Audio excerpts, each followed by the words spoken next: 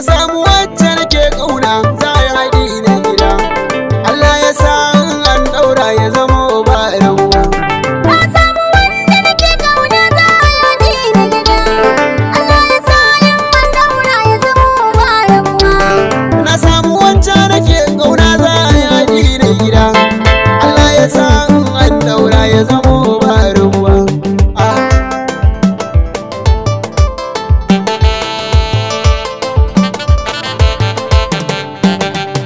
Da ni da ke za a yi mana aure ne haɗi na gida.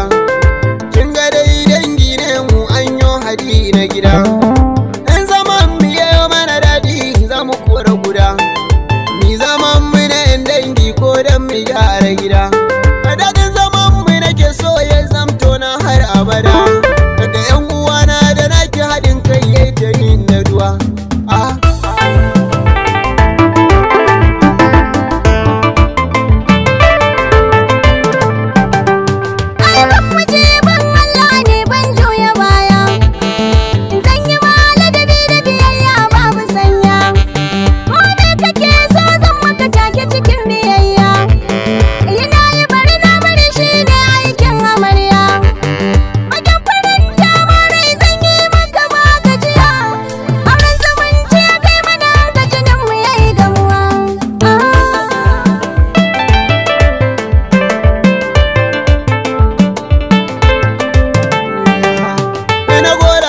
Yasa na zama ango gare ki, kyawun halinki yasa danginmu suke yabanki.